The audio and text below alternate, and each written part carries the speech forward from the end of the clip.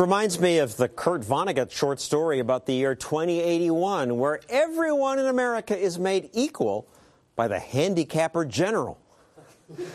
The handicapper general is a government official who makes sure no one's stronger than anyone else or better looking or smarter. If you're smart, the handicapper general shoots a loud screechy noise into the earpiece you have to wear, and that stops you from thinking for a while. Keeps you as dumb and docile as everyone else. Recently, someone made this movie about it. The strong wore weights to make them weaker. The intelligent wore earpieces that kept them from taking unfair advantage of their brains. Even the beautiful sometimes wore masks in situations where their beauty might simply be too distracting. The story is about an unusually able man named Harrison Bergeron, who, like others with great talent, is forced to wear heavy weights to keep him from being exceptional.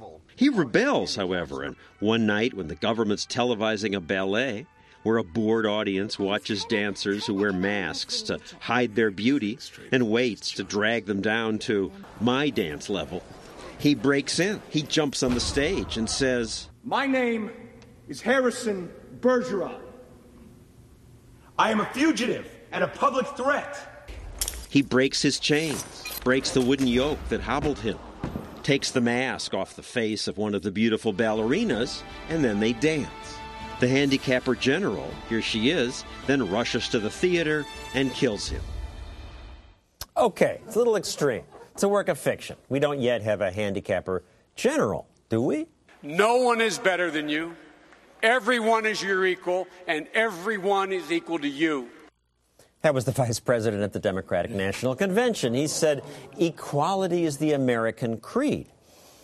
I'm not saying the VP has become our handicapper general, but at the convention he did claim the American dream, where anyone can make it, is slipping away. So it's the job of government to fix that. Well, these two men don't agree with that. Thor Halvorson and Chandler Tuttle made that movie. So we're not that far. Well, certainly we don't have a handicapper general yet. But we do live in a society with a heavily regulated market. We have regulations governing all areas of commerce. There's a lot of the ones that you discussed today already on this show.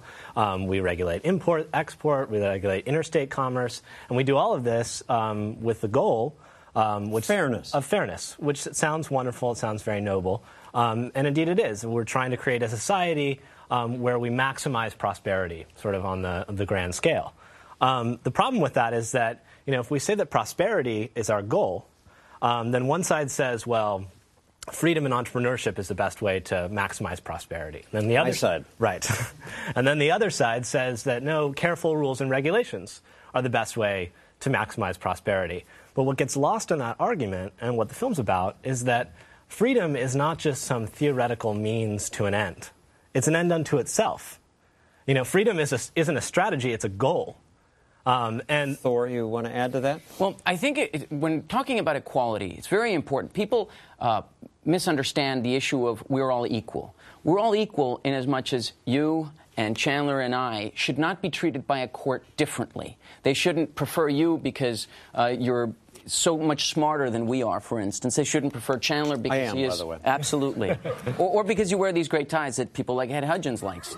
But equality of conditions is different from equality before the law.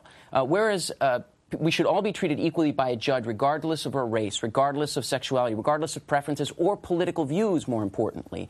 It's very different when they try and treat us, they want to make us equal, equality of conditions. And that is something that the United States is not set up. The United States was set up precisely to focus on freedom. If you want to look at what countries look like when they focus much more on equality of conditions, these examples abound all over the world. I'm from Venezuela. Hugo Chavez, his only goal is to make everyone, quote unquote, equal, meaning make everyone docile so he can be president until 2030. If you want to look at other examples, and I don't mean to be cute here, but I've just been to Cuba. You want to look at what a handicapper general society looks like? Go to Cuba. Go to North Korea. Though the politicians are above the ordinary people. Thank you, Thor Halvorson and Chandler Tuttle. Coming up, what does too much government control do to people's spirit?